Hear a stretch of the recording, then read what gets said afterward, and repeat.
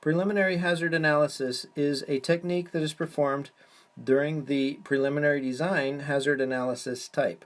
It should not continue, this technique should not continue beyond the preliminary design phase of the system life cycle. As we discussed before, the outputs of the preliminary hazard list flow into the preliminary hazard analysis. The outputs of the PHL serve as starting points for the PHA. So the hazards that were identified in the preliminary hazard list serve as starting points for this study. We'll illustrate that a little bit later here in this video. The preliminary hazard analysis is documented on a worksheet.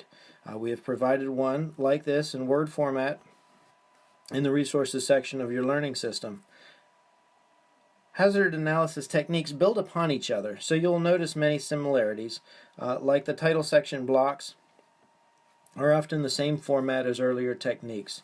However, notice that the preliminary hazard analysis generates a new sheet for each hazard source item. That's subsystem, that's the lower level. Let me illustrate that just a little bit further. In the preliminary hazard list technique, a new worksheet was generated for each hazard source type.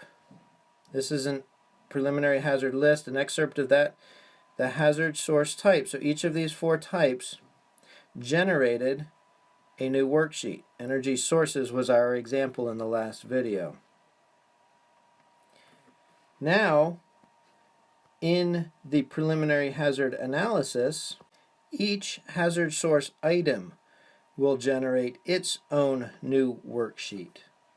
That's the lower level. We'll generate a new worksheet and it'll start listing hazards from there. So in our example from the last video, the preliminary hazard list, we had the hazard source type of energy sources and we had several hazard source items. Now every one of the identified hazard source items will become its own new spreadsheet, or its own new worksheet for this preliminary hazard analysis.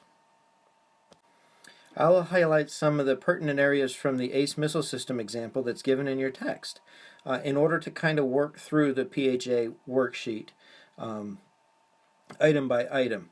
Notice that this worksheet is for the missile structure subsystem. That is missile structure. That's one of the items under the equipment list is a hazard source item. Each one of these hazard source items will generate its own new checklist or its own new worksheet. Also, hazards that were listed in the preliminary hazard list are forwarded to the preliminary hazard analysis. So here's an excerpt from the preliminary hazard list in your text. The hazards are just simply forwarded over to the preliminary hazard analysis. So it's really not that difficult. A lot of the work has already been done if the PHL was completed thoroughly.